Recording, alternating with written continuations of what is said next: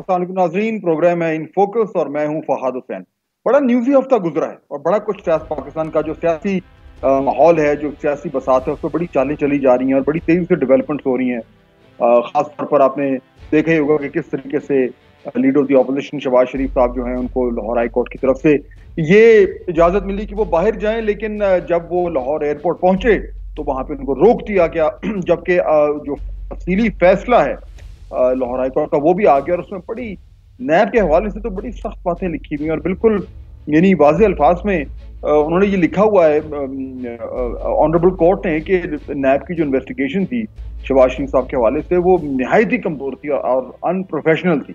अब वो इस हवाले से क्या डेवलपमेंट्स होनी है, शहबाज साहब जो हैं वो कब बाहर जाएंगे, क्या होगा, ये मेरे ख्याल आने वाले चंद दिनों में बिल्कुल वाज़ेह हो जाएगा और इस पर बड़ी गुफ्तगू हो सकती है। लेकिन आज मैंने ये सोचा कि पहले हम उस एक ऐसे इशू पे बात करें जो इस वक्त मेरे ख्याल में हमारे लिए सबसे ज्यादा रेलेवेंट है इस मुल्क के लिए, और वो है कोविड की सूरत हाल, कोरोना वायरस की सूरत हाल।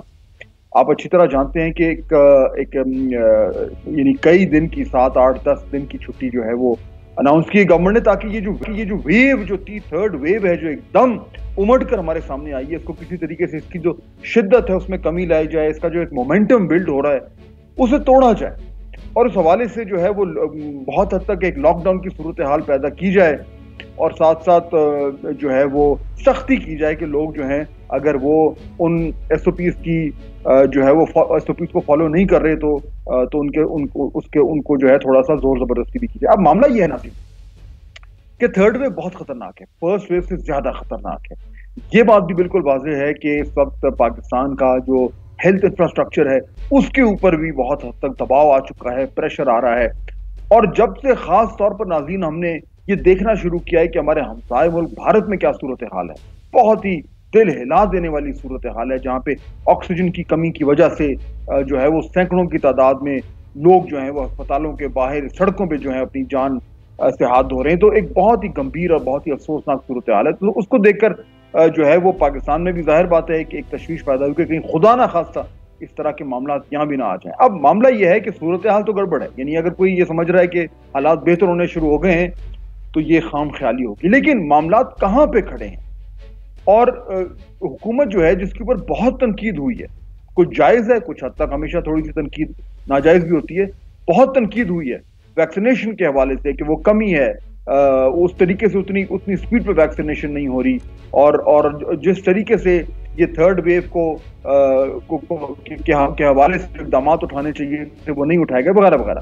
तो आज मैंने दावत दी है स्पेशल असिस्टेंट तो प्राइम मिनिस्टर हैं ऑन हेल्थ जनाब डॉक्टर फैसल सुल्तान साहब, जो कि कोविड के तमाम तरह एफर्ट्स को लीड कर रहे हैं हर हवाले से।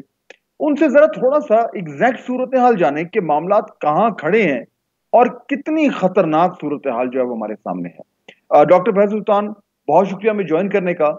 पहले तो मुझे ये बताइए कि जिस तरीके से जाहिर बात है एनसीओसी में बड़ी, जब से एनसीओसी बना है मेरे ख्याल है मार्च या अप्रैल था 2020, तो बड़ी क्लोजली जो है वो सूरत हाल को वॉच किया जा रहा है। तमाम मुल्क के तमाम हिस्सों से वहां पे डेटा आता है, उसको टैबुलेट किया जाता है, उसको एनालाइज किया जाता है और अब जाहिर बात है आप उसको बहुत हद तक you are one of the key central figures है। क्या ये मुमकिन है डॉक्टर फैसल सुल्तान इस वक्त कहना कि हम जो थर्ड वेव की पीक है उसको क्रॉस कर चुके हैं, उसके करीब पहुंच चुके हैं, या बिल्कुल कहना नामुमकिन है और मुमकिन है कि पीक अभी हमसे दूर हो? इस बात का तयन हो सकता है आज इस वक्त? बहुत शुक्रिया जी, ये बहुत अहम सवाल है और उसका जवाब ये है कि पीक के वाज़े तौर पे गुजर जाने के बाद ही पीक का गुजर जाना पता चलता है।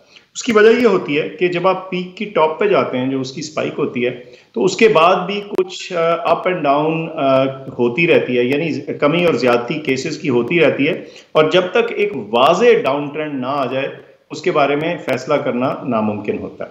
हाँ, हम ये कह सकते हैं कि पिछले हफ्ते में कम से कम जो मजमूई केसेस हैं वो उस तेजी से ऊपर नहीं गए जैसे पहले जाते रहे हैं, लेकिन जब आप उसको एनालिसिस फर्दर करें तो ये लगता है कि मुल्क के कुछ इलाकों में जो नंबर्स हैं वो थोड़े ठहराव में हैं और कुछ में बढ़ रहे हैं। इस वक्त जो इंक्रीज दिख रहा है उसका कुछ ताल्लुक जो है वो हैदराबाद और कराची से। और उसकी वजह यह है कि क्योंकि पहले शुरू में हैदराबाद कराची में जो पॉजिटिविटी रेट था वो कम था, जबकि पंजाब में, लाहौर में, दीगर शहरों में, इस्लामाबाद फेडरल कैपिटल टेरिटरी में वो बहुत ज्यादा ऊपर 8, 9, 10% डबल फिगर्स में जा रहा था। और क्योंकि हैदराबाद कराची में बिल्कुल वो तकरीबन 2.5-3% के पास था, तो वो एकदम वहां पे ग्रोथ हुई है। मेरे ख्याल से जी कि ये जो एपिडेमिक है इसकी जो पीक है वो थोड़ा फर्क टाइमिंग्स पे आ रही है, यही इसका बेस्ट आंसर कहा जा सकता है। बिल्कुल।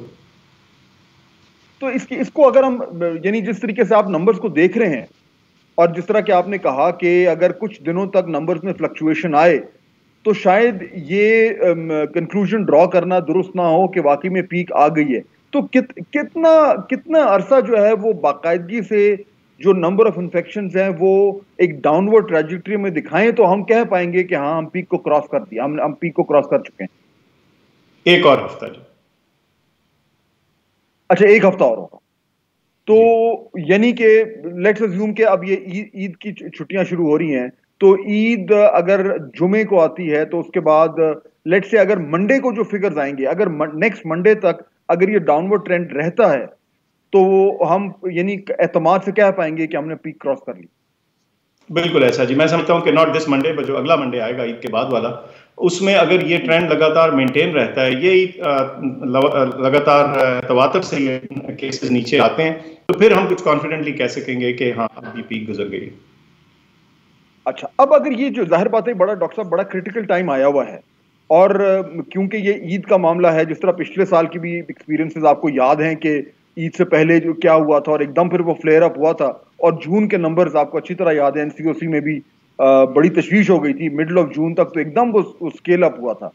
ये जो 7-8 दिन आ रहे हैं ये कितना खतरनाक है, यानी कितनी तशवीश हो सकती है कि इन 7-8 दिनों में जो है वो नंबर्स एकदम नीचे भी जा सकते हैं या एकदम जो है वो फ्लेयर अप भी कर सकते हैं। फहद, आप एक साल से आप ये देख रहे हैं सारी चीज़, आपने कई दफ़ा मेरे साथ भी इंटरेक्ट किया, आपको अंदाज़ा होगा कि मैं कतई अलार्मिस्ट या जिसे कहते हैं ना बेवजह किसी चीज़ को उस तरह हाईलाइट करने की मेरी तबीयत नहीं है, लेकिन ये अगला हफ्ता, ये 8-10 दिन इंतहाई क्रूशल है। मैं बताऊं क्यों। देखिए, आपने खुद ही कह दिया, जब पिछली दफ़ा ईद के बाद एक रश में इजाफा हुआ, एक्टिविटी में इजाफा हुआ, तो उसके बाद कितनी तेज़ी से जून में केसेस ऊपर गए। लेकिन याद रखिए कि उस वक्त जिस बेसलाइन से हम शुरू कर रहे थे, वो बेसलाइन तो चंद 100 केसेस की थी, वो तो बहुत लोअर बेसलाइन थी। इस वक्त हम ऑलरेडी अपना जो अस्पतालों का सिस्टम है वो फिलअप हुआ है। ये ऐसे ही है कि पहले से काफ़ी, अगर जैसे कहते हैं ना, स्ट्रेस पहले से पड़ा हुआ, अगर इसमें ज़रा भी तेज़ी ऊपर आती है तो फिर खुदा न खास्ता हम ओवरवेल्म होने का ख़तरा आ जाता है। इसीलिए मैं कहता हूँ कि बहुत ज़्यादा एहतियात का टाइम पीरियड है ये अगले 10 दिन 8 दिन। और जब आप कहते हैं एहतियात, तो उसका मतलब बिल्कुल क्लियरली है, यानी आप थोड़ा सा एक बार फिर वाजे कर दें कि ईद की छुट्टियां हैं, एक तो जो ईद की शॉपिंग थी उससे वो बड़ा एक प्रॉब्लम एरिया है, दूसरा ये कि ईद में एक मिलना मिलाना होता है, तो इस बारी तमाम लोगों को थोड़ा सा इज्तनाब करना होगा, ये मिलना मिलाना, ये सोशलाइजिंग, ये बाहर जाना, इससे थोड़ा सा हटना होगा। ये मेरे ख्याल यही मैसेज है जो आप देना चाह रहे हैं। बिल्कुल जी, थैंक यू कि आपने उसको और वाज़ेह कर दिया। देखिए, जहाँ तक ख़रीदारी का ताल्लुक है, और हम समझते हैं कि हमारे मुल्क की इकॉनमी भी है, हमारे रिटेल बिजनेस भी है, हमारे दुकानदार हैं जो ये चीज़ें बेचते हैं, और मैं उनकी तकलीफ़ और जैसे कहते हैं ना मजबूरी बिल्कुल समझ सकता हूँ, लेकिन इस वक्त ये वक्त है इस चीज़ को थोड़ा सा गुजार लेने का। और जहाँ तक जो ईद तो है ही मिलने मिलाने का मौका, जिसमें त्यौहार है, हम उन रिश्तेदारों, अजीज़ों, दोस्तों को भी मिलते हैं जिनको हमने कई महीनों नहीं मिला होता। लेकिन इस ईद पे मैं समझता हूँ कि अगर बिल्कुल अपने करीबी घर वालों तक महदूद रह के ईद गुजार लें तो इंशाल्लाह ये वक्त गुजर जाएगा, और फिर अगली ईद जो आएगी अल्लाह करेगा तो उसमें हम बेहतर से अपनी नॉर्मल तरीके से गुजार पाएंगे। अच्छा डॉक्टर साहब, दूसरा, पिछले साल जब भी ये मामलात, जब पहली वेव थी और वो पीक कर रही थी, तो एक बहुत बड़ा इशू था वेंटिलेटर्स का, और उस पर बार बार फोकस होता था कि जी हमारे पास कमी है, मजीद किस तरीके से एक्वायर की जाए, बाहर भी जो था बड़ा प्रेशर था पूरी दुनिया में। इस बार जब से ये इंडिया में सूरत हाल एकदम एक्सप्लोड की है, तो ऑक्सीजन जो है वो सबसे ज्यादा प्रेशियस कमोडिटी बनकर सामने आ गई है, इवन मोर देन वेंटिलेटर्स। इस वक्त पाकिस्तान में ऑक्सीजन की अवेलेबिलिटी की सूरत हाल क्या है? अच्छा, ये बड़ी जबरदस्त आपने एक पहलू जो है ना उसको उजागर किया है। पहले वेंटिलेटर्स का शोर होगा इसलिए था कि सारी सोच ये थी कि हर कोई वेंटिलेटर तक पहुंचेगा और उसके जरिए अगर कोई बचेगा या नहीं बचेगा, तो यानी एक वो बहुत अहम जुज था इस सारे ट्रीटमेंट का।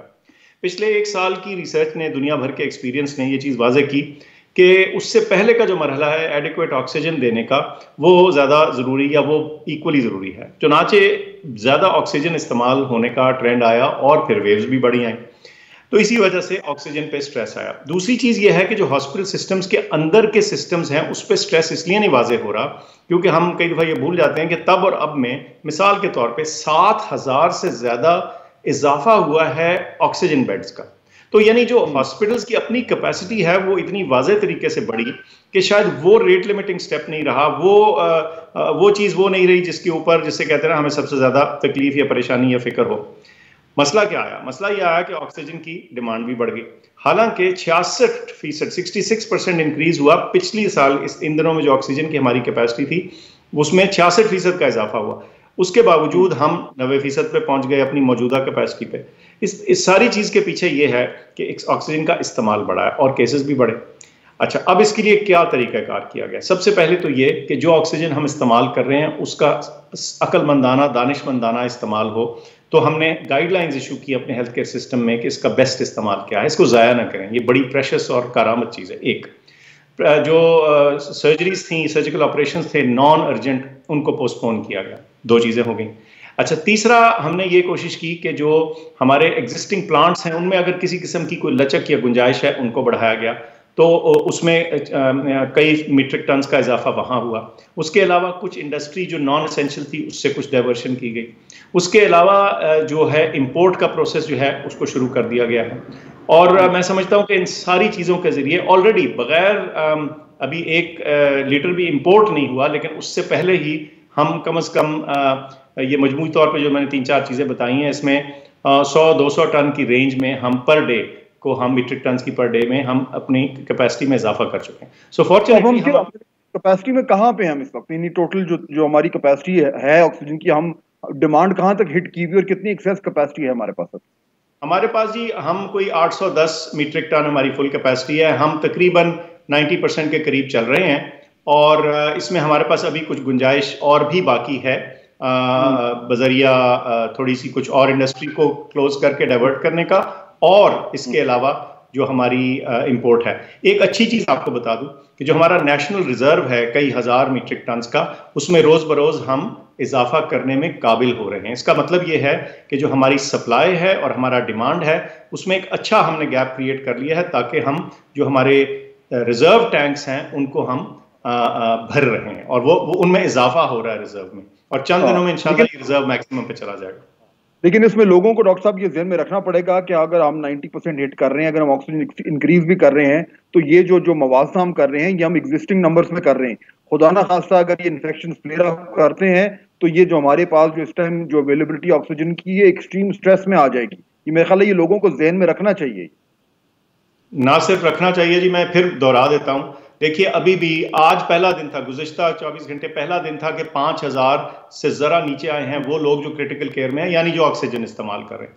और अभी हम ऑलरेडी इस नंबर पे हैं जहां 90% के ऊपर आप अपनी कैपेसिटी इस्तेमाल किए हुए। चले हम ये चीज़ें एडजस्ट भी कर लेंगे, हम इंपोर्ट भी कर लेंगे, लेकिन खुदा न खास्ता अगर बहुत तेज़ी से ये नंबर बढ़ते हैं तो फिर तो सिस्टम शदीद स्ट्रेस में आ जाएगा। तो मेरी फिर से ये इल्तिजा है आपके ज़रिए अपने तमाम लोगों से कि प्लीज़ एहतियात का हाथ ना छोड़ें। अच्छा, फाइनली डॉक्टर साहब, वैक्सीनेशन में क्विकली मुझे एक जवाब दीजिएगा। ये मैं भी नंबर्स देख रहा था कि साइनों की भी जो है वो नई खेप आनी शुरू हो गई है। हमने लोकली भी NIH में मेरा ख्याल है जिसको आप हेड कर रहे हैं, वो आई थिंक बड़ा अच्छा वो हुआ है कि हम लोकल जो है उसकी प्रोडक्शन भी शुरू हो रही है। इशू ये कि शुरू में बहुत ज्यादा तनकीद हुई है गवर्नमेंट पे कि हम बिल्कुल पीछे रह गए हैं, हमने प्री ऑर्डर नहीं किया। इवन रीजन में हमारे पास सबसे ज्यादा कम जो है वो रेट है वैक्सीनेशन का। इस वक्त क्विक मुझे इधर अपडेट दीजिएगा, हम कहां पे खड़े हैं वैक्सीनेशन के नंबर से, और अगले 2-4 महीने का जो है वो टारगेट क्या है? Are we in danger in terms of vaccination? नहीं जी, देखिए, पहले तो जो आपने पहले बात की मैं वो भी क्लैरिफाई कर दूं। लोग रीजन से कंपेयर कर रहे हैं, उसका भी मैंने कुछ जवाब वगैरह दिया था, लेकिन सादी बात यह है कि प्री बुकिंग का एक कॉन्सेप्ट लोगों को आ गया कि एज इफ हम कोई चीज़ प्री बुक कर देंगे तो वो लाजमन मिल जाएगी। आपके सामने कनाडा जैसा मुल्क है जिसने अपनी पॉपुलेशन का 5 गुना प्री बुक किया और फिर भी उनको मुसीबत पड़ी, उनको वैक्सीनेशन स्लो करनी पड़ी। तो इसका ताल्लुक प्री बुकिंग से हरगिज़ नहीं है, इसका ताल्लुक ग्लोबल वैक्सीन सप्लाई से है।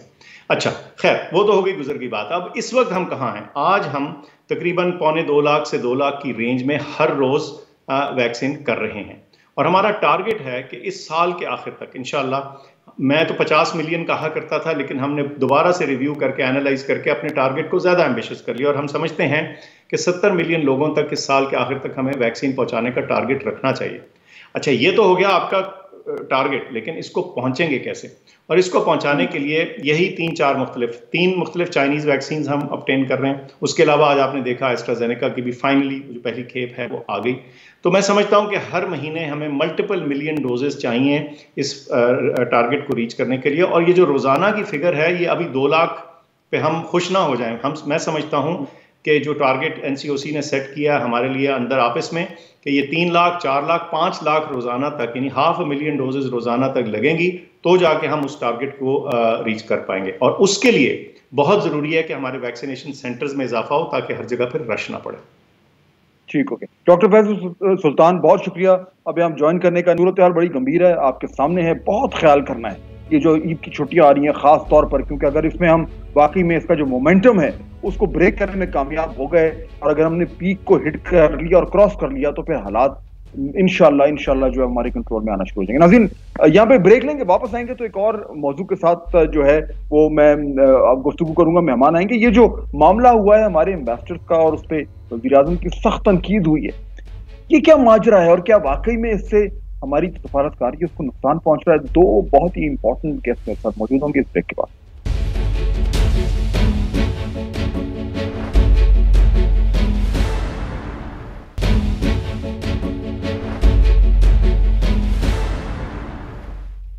जी नाज़रीन, ब्रेक के बाद खुशामदीद। आपने सुना होगा एक तनाज़ा खड़ा हो गया है पिछले चंद दिनों से हमारे मीडिया में और हर तरफ जो है वो आपको उसकी गूंज जो है वो सुनाई दे रही है। वज़ीर-ए-आज़म इमरान खान ने एक खिताब किया पाकिस्तान के मुख्तलिफ सफ़ीरों से और उसमें उनको कड़ी तनकीद का निशाना बनाया। वज़ीर-ए-आज़म साहब ने उसमें ये कहा कि हमारे जो सफ़ीर हैं, अब जो हमारा वज़ारत ख़ारजा है, वो उस तरह का रोल अदा नहीं करनी जैसा उसको करना चाहिए। उसका जो एक एटीट्यूड है, वज़ीर-ए-आज़म साहब ने कहा कि ये कॉलोनियल माइंडसेट है और वो उस तरीके से पाकिस्तान, जो पाकिस्तानी बैरून मुल्क पाकिस्तानी हैं, उनके साथ उस तरह का उनका रवैया नहीं है जैसा कि होना चाहिए, जिसके नतीजे में जो है वो बैरून मुल्क पाकिस्तानियों को बहुत ज्यादा मुश्किलात का सामना होता है। ये जब तनकीद हुई और ये टेलीविजन पे दिखाई गई और खास तौर पे वो एक नुक्ता जिसमें वज़ीर-ए-आज़म साहब ने हमारे सफारतकारों का मवाजना जो है वो भारत के डिप्लोमेट से किया और कहा कि वो बेहतर कारकर्दगी दिखाते हैं, वो अपने मुल्क के लिए इन्वेस्टमेंट लेके आते हैं वगैरह वगैरह। तो उसके बाद से वजारत खारजा में भी एक गम गुस्से की लहर कहा यह जा रहा है कि गई और बहुत सारे जो वजारत खारजा के लोग हैं, जो सफ़ीर हैं और दीगर जो स्टाफ है, उन्होंने कहा कि ये शायद उनके साथ ज्यादती हुई है। इस तरीके से बिल्कुल पब्लिकली जो है वज़ीर-ए-आज़म साहब को जो है सफ़ीरों पे और वजारत खारजा पे इस तरह की तनकीद नहीं करनी चाहिए। अब ये एक डिबेट छिड़ी है, उसमें दोनों तरफ से बात हो रही है। लोगों का कहना है कि नहीं, वज़ीर-ए-आज़म ने बिल्कुल दुरुस्त कहा, क्योंकि वाकई में जब तक इस तरह का दबाव जो है वो वज़ीर-ए-आज़म की तरफ से नहीं आएगा तो वजारत खारजा जो है वो रिस्पॉन्सिव नहीं होगी। बहरहाल मामला क्या है, क्या वाकई में जो हमारे डिप्लोमेट्स हैं उनका मोराल जो है इससे इफेक्ट हुआ और हमारी सफारतकारी है उस पर मनफी असरात पड़े हैं? क्या ये बात दुरुस्त है? क्या वज़ीर-ए-आज़म को इस तरीके से पब्लिकली ये नहीं करना चाहिए था? दो मेहमान मुझे ज्वाइन कर रहे हैं, गुफ्तगू उनसे करते हैं। ज़मीर अकरम साहब मेरे पहले मेहमान हैं, साबिक सफ़ीर हैं, बड़े सीनियर ओहदों पे फाइज रहे हैं और पाकिस्तान की डिप्लोमेसी में, सफारतकारी में उनका बहुत बड़ा नाम है। जनाब तस्नीम नूरानी साहब मेरे दूसरे मेहमान हैं, साबिक वज़ीर जो है वो सेक्रेटरी दाखिला रह चुके हैं, सीनियर ब्यूरोक्रेट हैं और फॉरेन ऑफिस उनका ताल्लुक नहीं है। वो मेरा ख्याल है कि अगर मैं दुरुस्त कहूँ तो वो डिस्ट्रिक्ट मैनेजमेंट ग्रुप से उनका ताल्लुक है। वो पाकिस्तान में एक इंटर सर्विस राइवलरी भी होती है। तो मैं जानना चाहूंगा कि उनका नुक्ता नजर से क्या ये जो है जो कुछ हुआ ये ठीक हुआ या नहीं हुआ? आप दोनों का बहुत शुक्रिया। ज़मीर अकरम साहब, बात मैं आपसे शुरू करूं। पहले तो मुझे ये बताइए, ये जो वज़ीर-ए-आज़म ने जिस तरीके से ये बातचीत की और ये तनकीद की, ये ठीक थी, दुरुस्त थी, और इसका कोई मुस्बत पहलू है? Thank you Fahad. मैं दो चीज़ें कहना चाहता हूँ। पहले तो जो वज़ीर आज़म ने तनकीद की, दुरुस्त हो या ना दुरुस्त हो, लेकिन उनको इस तरह से पब्लिक लेवल पे ऐसी तनकीद अपनी एक की मिनिस्ट्री जो है उसके खिलाफ नहीं करनी चाहिए थी। अगर उनको कोई शिकायत है तो वो और भी तरीके हैं करने के लिए, बनस्बत इसके कि वो पूरी दुनिया के सामने आके टेलीविज़न पर इस किस्म की तनकीद करें, पहली बात। दूसरी बात ये कि जिन इश्यूज़ के ऊपर उन्होंने तनकीद की, मैं क्योंकि सफ़ीर रह चुका हूँ, मैंने 2-3 मिशंस को मैंने हेड किया है, मैं ये कह सकता हूँ कि जो इश्यूज जो हैं वो काउंसलर इश्यूज पर उन्होंने बातचीत की है, काउंसलर इश्यूज पर उनकी कंप्लेंट्स थी, और काउंसलर इश्यूज जो होती हैं उनके बारे में जो एम्बेसी का रोल होता है वो एक ऐसा होता है जिस तरह पोस्ट ऑफिस हो या डाक खाने की तरह, क्योंकि वहाँ पर जो पाकिस्तानी कम्युनिटी है, डायस्पोरा है, वो आके अपने दरख्वास्त देती हैं, और वो जो कुछ भी हो, आईडी कार्ड हो, पासपोर्ट हो, जो इसके अलावा आइडेंटिफिकेशन कोई प्रोविंशियल गवर्नमेंट से करना, उसकी तस्दीक करनी हो, ये सारी चीज़ें जो हैं वो एम्बेसी फिर फॉरवर्ड करती है लाइन मिनिस्ट्रीज को पाकिस्तान में, या प्रोविंशियल गवर्नमेंट्स को, पुलिस को, सिक्योरिटी एजेंसीज को, और फिर उनकी तरफ से जो भी कुछ रिस्पांस आता है उसकी बेसिस पर फिर वो इकदाम लेते हैं। तो ये लेकिन फंक्शंस हैं, ये देखिए, ये बात जो आप कर रहे हैं कतकलावी माफ जमीर अकरम साहब, देखिए ये जो बात कर रहे हैं काउंसलर सर्विसेज, इसमें बहुत सारे वो स्टाफ इन्वॉल्व होते हैं जिनका ताल्लुक डायरेक्टली फॉरेन मिनिस्ट्री से नहीं है। ये बात भी दुरुस्त है, और ये कोई ढकी छुपी बात तो है नहीं, चाहे वो नादरा के हों, चाहे वो और दीगर लोग हों। लेकिन ये मुमकिन भी नहीं है कि वजीर आजम को ये डिफरेंशिएशन का मालूम नहीं था, ये तो मुमकिन ही नहीं है, उन्हें भी अच्छी तरह पता है।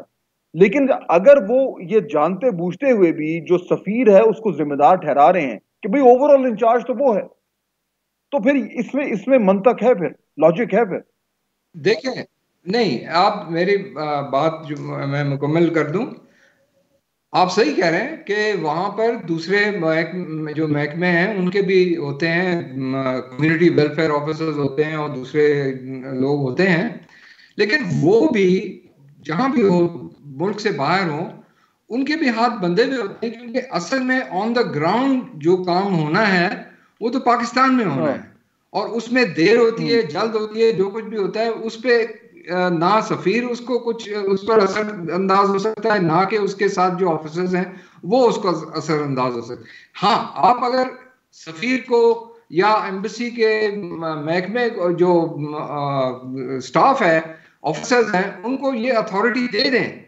कि आपको अगर 15 दिन या 10 दिन के बाद कोई जवाब ना आए तो आप अपने डिस्क्रेशन इस्तेमाल करके आप इस पर फैसला करके आप कर लें, ठीक है ना।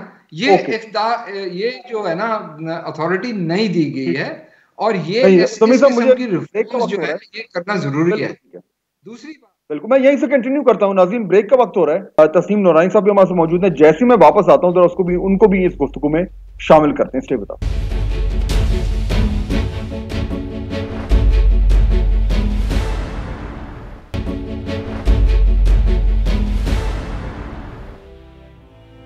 नाज़रीन, ब्रेक के बाद खुश आमदीद। अच्छा, तस्नीम नूरानी साहब, ये जो बात अभी हम कर रहे थे, ज़मीर अकरम साहब भी बात कर रहे हैं कि जिस तरीके से वहां पे अथॉरिटी के इशूज हैं और दीगर इशूज हैं, मैं आपसे ये जानना चाह रहा हूं कि ये बात तो चले बाद में बात करते हैं कि जो प्राइम मिनिस्टर साहब ने जो पब्लिकली कहा वो उन्होंने कहना चाहिए था या नहीं कहना चाहिए था, लेकिन जो बुनियादी तौर पर जो उनकी तनकीद का जो एक रूह थी, जो नुक्ता था, जो बेसिक पॉइंट था, वो आपके ख्याल में दुरुस्त था? ये बात ठीक है जो उन्होंने कही है, और इस तरीके से तनकीद उनका करना बनता था? देखिए, एक तो मैं ज़मीर साहब से एग्री करूंगा कि ये उनको किसी ने गलत एडवाइस किया कि ये तरीका नहीं था अपना उनको प्रायोरिटीज़ बताने का कि पब्लिकली वो ह्यूमिलिएट करते। उसका नुकसान ये होता है कि जो बंदा अगर कसूरवार भी हो, जिस अफसर के खिलाफ वो कह रहे हैं, तो सारे बंदे इकट्ठे हो जाते हैं उसकी सपोर्ट में, बिकॉज एक पब्लिकली आपको ह्यूमिलिएट किया गया है। दूसरी चीज ये है कि देखिए, मैं भी कोई 80s में हेड ऑफ मिशन रहा हूँ सिंगापुर एम्बेसी। उस जमाने में trade commissioner head of mission हुआ करता था। बात यह है कि कई एम्बेसीज हैं जहां पर डिप्लोमेटिक और फॉरेन सर्विस इश्यूज पे बहुत ज्यादा एम्फोसिस है। कई एम्बेसीज हैं जहां, जिस तरह ये 2 एम्बेसीज के उन्होंने पॉइंट आउट किया, लेबर का यहाँ बहुत इश्यूज है, हजारों की तादाद में लोग हैं। अब उसमें होता ये है कि हमारे सफीर साहब जो है, साहिबान जो है ना, वो काउंसलर सर्विस को एक सर्विस समझते हैं जो दूसरे महकमों की सर्विस है। तो जाहिर है कि ऑफन उनकी तवज्जो उतनी नहीं होती, बिकॉज एक डायरेक्ट मामला है, नादरा के हेड ऑफ से कर दिया या हेड ऑफ चांसरी से बात हो गई। तो जो कंप्लेंट मैं समझता हूँ जो गिला प्राइम मिनिस्टर साहब को था, वो ये था कि ये नहीं कि काम उनका देर से हो रहा है, मेरे ख्याल उनको ट्रीट जो है वो दुरुस्त नहीं किया गया एम्बेसी स्टाफ ने, कि उनको डील ठीक नहीं किया गया, उनको बिठाया नहीं गया, उनको इज्जत नहीं दी गई, और उनका काम हुआ नहीं हुआ, वो तो बात की बात है कि नादरा ने देर कर दी। तो एक तो ये है कि ये प्राइम मिनिस्टर का कहना जायज है। जी सॉरी, प्राइम मिनिस्टर का कहना जायज था, ये इसका मतलब है आप कह रहे हैं? इस लिहाज से जायज था कि मैं, वजह पता क्या है कि हमारे एम्बेसीज जो है ना, ये 2 एम्बेसीज, इसमें इतना ज्यादा पब्लिक डीलिंग है कि एन एम्बेसडर नाउ, जैसे उन्होंने प्राइम मिनिस्टर साहब ने प्रायोरिटी बताई है, तो prime minister would be the ambassador would be more concerned about seeing कि भाई लोगों को तमीज से हैंडल किया जा रहा है, लोगों की कोई लाइनें ठीक लग रही हैं, कोई वेटिंग रूम ठीक बना हुआ है, कोई पानी उनको ठीक दिया जा रहा है, यानी उनको इज्जत दी जा रही कि नहीं। अच्छा, अब दूसरी चीज ये है कि ambassador is the head of, जैसे आपने कहा कि इज इंचार्ज। अगर नादरा वाला भी कोई बदतमीजी कर रहा है या कर रहा है, तो वो it's his duty to reprimand him. और मेरा ख्याल है कि ACRs जो हैं, जो उनकी कॉन्फिडेंशियल रिपोर्ट्स हैं, अगर नहीं लिखी जा रही, एम्बेसडर नहीं लिखा जा रहा, तो ये मेरा ख्याल है दुरुस्त होना चाहिए, because those staff must be feeling responsible for them. तो अब आप देखेंगे, चूंकि प्राइम मिनिस्टर साहब ने अपनी प्रायोरिटी बड़ी सख्ती से बता दी है, तो ये आप देखेंगे हालात बिल्कुल बदल जाएंगे। यू नो, द एम्बेसडर की जो प्रायोरिटी होगी। ठीक है जमीर अकरम साहब, ये बात तो जिस तरह तस्नीम नूरानी साहब कह रहे हैं कि ये तनकीद एक तरीके से जायज तो बनती है, लेकिन फिर सवाल ये भी पैदा होता है, जो बहुत सारे लोग सवाल कर रहे हैं कि ये प्राइम मिनिस्टर को इस तरीके से फॉरेन ऑफिस के ऊपर, मिनिस्ट्री ऑफ फॉरेन अफेयर्स के ऊपर इतनी सख्त पब्लिक तनकीद जो है वो जब उन्होंने की, तो क्या मिनिस्ट्री के पास अपना कोई ऑप्शन नहीं था? पहले वो प्राइम मिनिस्टर को ये ब्रीफ नहीं कर सकते थे कि जनाब ये इश्यूज आपके जेन्युइन है, लेकिन आप आए हमारे से बात करें, आप पब्लिकली ये ना करें? क्या वजीर खारजा जो है वो प्राइम मिनिस्टर को ये एडवाइस नहीं कर सकते थे कि इस तरीके से पब्लिकली जाना, ये बातें करना दुरुस्त नहीं है? ये सारा कुछ फिर क्यों नहीं हुआ? ये मेरे दूसरा पॉइंट था जो ब्रेक से पहले मैं कहना चाहता था कि इसकी गलती, ये गलती जो है ये फॉरेन ऑफिस की गलती है कि उन्होंने प्राइम मिनिस्टर को सही तरह से ब्रीफ नहीं किया, और उनको करना चाहिए था, उनके साथ डिस्कस करना चाहिए था कि जी इस तरह से जो आप बात करने जा रहे हैं पब्लिकली, इसका बहुत बुरा असर होगा, और जो रियलिटीज ऑन द ग्राउंड है वो उनको समझानी चाहिए थी प्राइम मिनिस्टर को कि जी ये रियलिटीज हैं। वो प्राइम मिनिस्टर के पास इतना टाइम नहीं है कि वो इतनी बारीकियों में जाए और वो इन चीज़ों को उठा के फिर उसके बेसिस के ऊपर फिर वो आगे बात करे। These things have to be explained by the foreign office को, और मैं समझता हूं कि ये उनकी गलती है फॉरेन ऑफिस के जो ज़मीर साहब किस जिम्मेदारी बनती है, फॉरेन सेक्रेटरी की बनती है, एडिशनल सेक्रेटरी की बनती है, फॉरेन मिनिस्टर की बनती है। ये सारे लोग जो उस मीटिंग से पहले पीएम से मिले थे, आई एम श्योर वो मिले हैं और उनके साथ डिस्कस हुआ ये सारा कुछ, तो उस वक्त इनको कहना चाहिए था। एक बात है।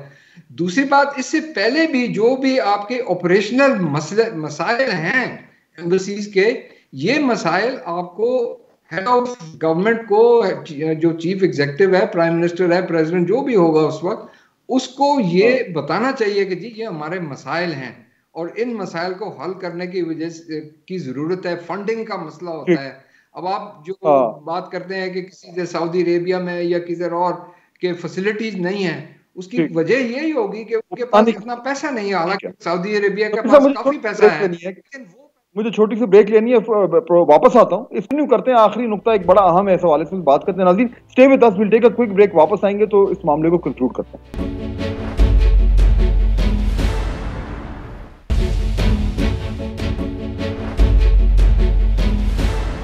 नाज़रीन ब्रेक के बाद खुश आमदीद। वक्त हमारे पास कम रह गया। तस्लीम नूरानी साहब, मुख्तसरन मुझे बताइएगा कि ये जो मिनिस्ट्री ऑफ फॉरेन अफेयर्स में जो एक रद्द अमल आया है, जाहिर बात है लोगों को तशवीश है, कुछ हद तक जो है वो गम गुस्सा भी है। डॉन अखबार ने उस हवाले से एक स्टोरी भी की थी। आपके ख्याल में जस्टिफाइड है हमारे सफारतकारों का, डिप्लोमेट्स का अपसेट होना इस बयान पर, इस तनकीद पर? नहीं, बिल्कुल मैं समझता हूँ जस्टिफाइड है। असल में वजह यह भी है कि अब तक प्राइम मिनिस्टर की और ज़्यादा जो मिनिस्टर साहिबान हैं उनकी, यानी सिविल ब्यूरोक्रेसी, जो डीएमजी, पुलिस और ये सारे जो हैं, इन पे ज़्यादा तीर इन पे बरसते हैं। तो मेरा ख्याल है पहली दफ़ा मैंने सुना है कि इतनी पब्लिकली प्राइम मिनिस्टर ने वो डिप्लोमेटिक सर्विस पे जो किया हो। तो एक तो चूंकि उन पे तीर पहली दफ़ा बरसे हैं, इस वास्ते वो ज़्यादा यानी सेंसिटिव हुए हैं। और दूसरा ये है कि जाहिर है कि अब जो इतनी उन्होंने अक्रॉस द बोर्ड इन्वेस्टमेंट के बारे में भी बात की, हालांकि इन्वेस्टमेंट इंडिया और पाकिस्तान का इशू ही मुख्तलिफ है। मतलब है कि it's not just the effort of the diplomat for getting investment, it is the environment in which you are trying to attract the investment. India is entirely a different ball game from Pakistan, so वो investment के वास्ते compare करना मुनासिब नहीं था।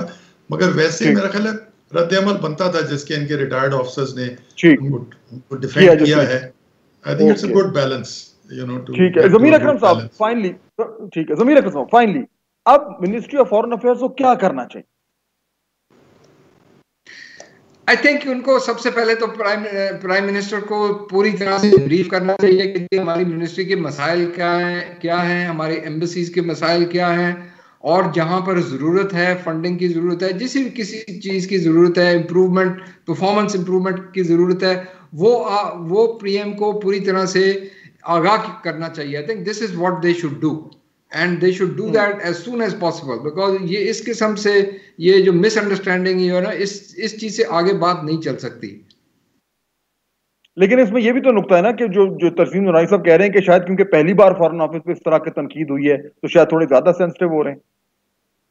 नहीं, मेरा नहीं ख्याल है कि ये सही है कि पहली बार तनकीद हुई है, लेकिन मैंने देखा है कि पहले जब पब्लिकली तनकीद नहीं होती थी, लेकिन मुझे याद है जब मैं फॉरेन सर्विस में था, शुरू में जनरल जिया, जनरल मुशर्रफ, ये भी शुरू में इनके भी व्यूज थे कि जी आप लोग क्या कर रहे हैं, इस तरह क्यों नहीं कर सकते हैं, ये क्यों नहीं हो सकता है, वो। बट जब उनको एक्सपीरियंस हुआ डील करने के साथ फॉरेन पॉलिसी इश्यूज के बारे में, वो फिर समझ गए कि ये फॉरेन ऑफिस जो है ये कितना अहम रोल प्ले कर रहा है। मैं जनरल जिया को कोट करता हूं, उन्होंने कहा था कि the foreign office is your first line of defence. तो ये फर्स्ट लाइन ऑफ डिफेंस जो है, इसको आपको स्ट्रेंथन करने की जरूरत है। उसको तनकीद करने के बाद आप उसको अगवा कर दें तो ये तो फिर बात नहीं बनेगी। बहुत शुक्रिया, मैं दोनों मेहमानों का शुक्रगुजार हूं। नाज़रीन आपने सुनी, इंशाल्लाह आपसे मुलाकात होगी कल। अल्लाह।